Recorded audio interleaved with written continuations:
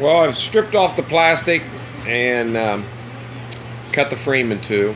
Separated all the wiring that's got to stay back here with the steering column.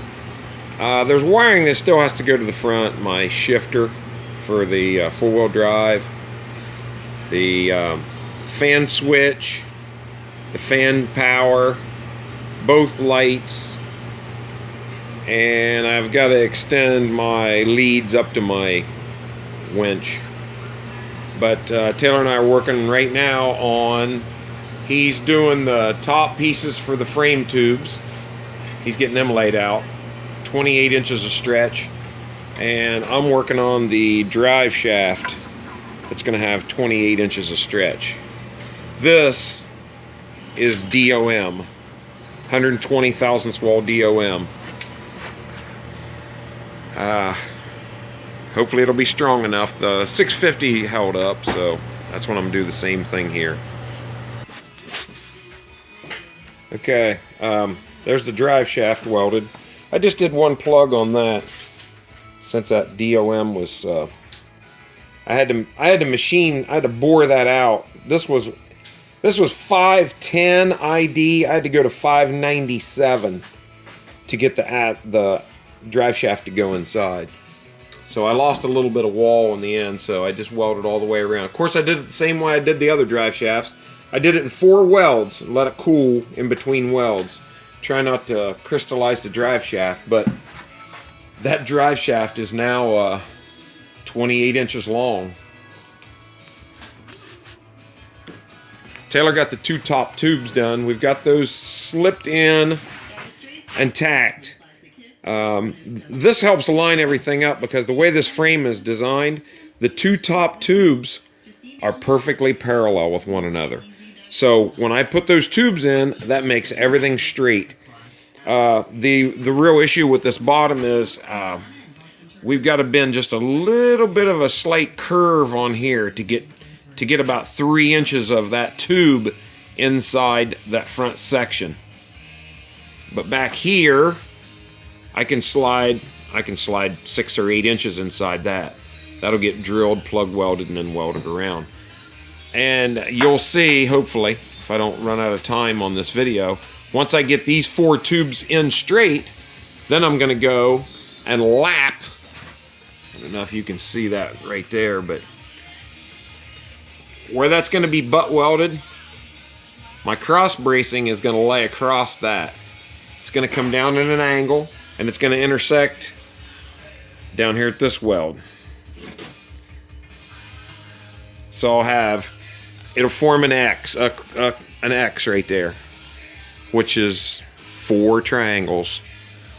Nothing stronger than a triangle. Well, we got Taylor and I just put them bottom 2 tubes in. The top 2 tubes are started. Now everything down below is open. It can slide like a foot back. So we got the bottom ones with the turns in. Heated those and bent them. These are tacked on the marks. He's got the ratchet strap. We're going to pull it together, and when we get together, we'll make sure the drive shaft engages. Then we will get our dimensions. 28 inches to butt, 28 inches to butt. And then I'll just get everything tacked up, and then we'll check stuff for level. I'll check across this way for level, across this way for level. I'll get some dimensions from the rear A-arms to the front A-arms in case, something screwy goes on. I want to make sure that, I've got the same distance between A-arms on both sides. Don't want it dog-legging down the road or the trail. We're coming along. Well, we finally got all 4 stretch tubes. These are just tacked, and the corners are tacked. I fudged a little bit. What did I say I had? 27 and 5/8.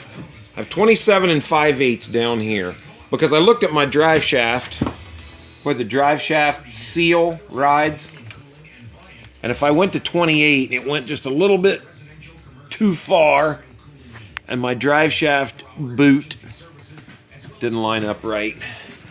And I got the same thing in the front. The drive shaft boot goes on and seals. So, here's the deal. 27 5/8 here.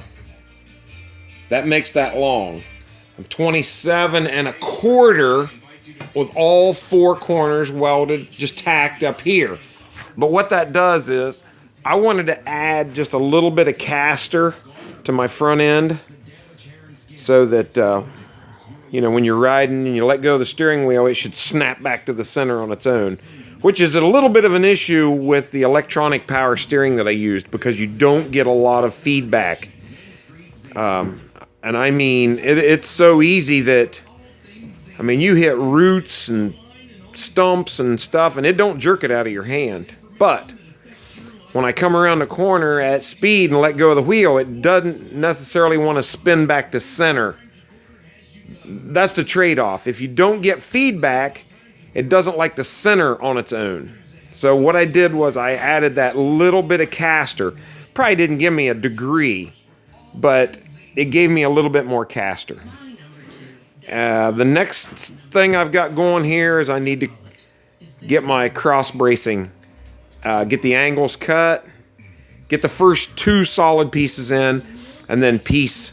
The other ones are obviously going to be pieced. They'll be top piece, bottom piece, top piece, bottom. But that'll be the next thing on the agenda. All right. I've welded all the way around the top as much as I can. There's just a little bit on the bottom of all 8 of these that I won't be able to get until I stand this thing straight up.